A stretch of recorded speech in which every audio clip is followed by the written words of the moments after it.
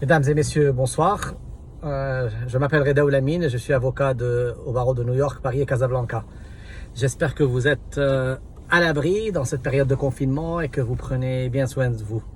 Le sujet qui m'intéresse ce soir et que je voudrais partager avec vous, c'est la signature électronique.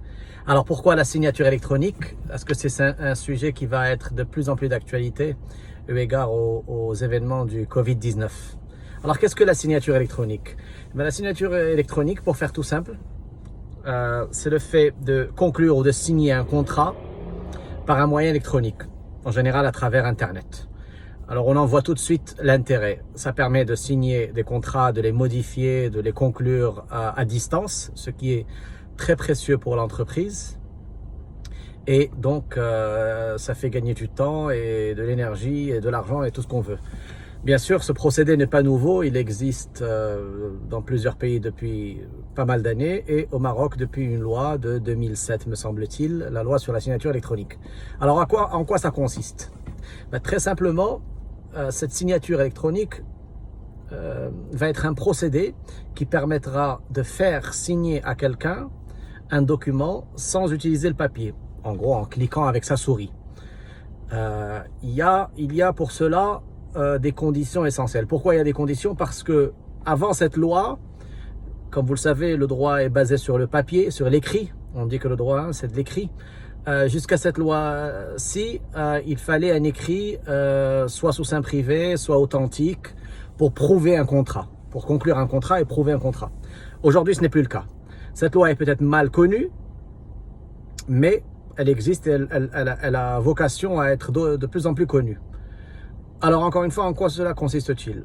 Tout simplement, vous allez faire affaire avec quelqu'un qui va vous proposer un contrat sur votre écran d'ordinateur et que vous allez signer en cliquant. Alors la condition essentielle pour que ce contrat ait force probante, comme on dit, pour qu'il soit valable comme moyen de preuve, la condition essentielle est une condition technique de fiabilité, de sécurité et de traçabilité.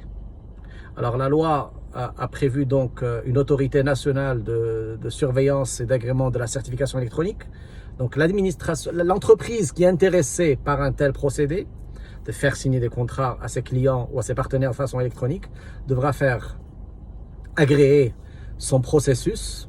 En général, c'est ce qu'on voit dans les sites web HTTPS, sécurisé, le HTTPS. Et l'entreprise devra faire agréer ce procédé. Il y aura donc un contrôle de l'autorité administrative pour s'assurer que ce procédé respecte l'intégrité et l'intégrité et la confidentialité des données qui vont être transmises.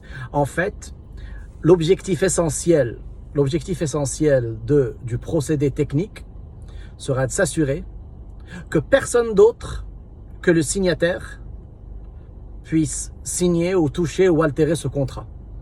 D'une telle manière que lorsqu'on va produire cette signature électronique en justice par exemple, on sera sûr que techniquement, le procédé est tellement sûr que personne n'a pu l'altérer. Voilà. Donc il faut qu'il y ait une grande fiabilité, une grande sécurité du procédé. Une fois que ces conditions sont réunies, en général, quand ça se passe très bien, une fois que l'administration a donné son agrément, tout roule, tout baigne, et donc on peut conclure des contrats de façon électronique. Voilà. Ah oui, n'oublions pas que la loi prévoit des sanctions très, très lourdes, sanctions pénales pour toute personne qui altérerait ces données-là, ou qui utiliserait les données d'autrui, ou qui signerait en gros électroniquement à la place de quelqu'un, moyennant usurpation d'identité, trafic technique en tout genre. Voilà, j'espère que vous aurez apprécié cette vidéo et n'hésitez pas à nous poser des questions et à liker notre chaîne YouTube et notre page Facebook. Merci.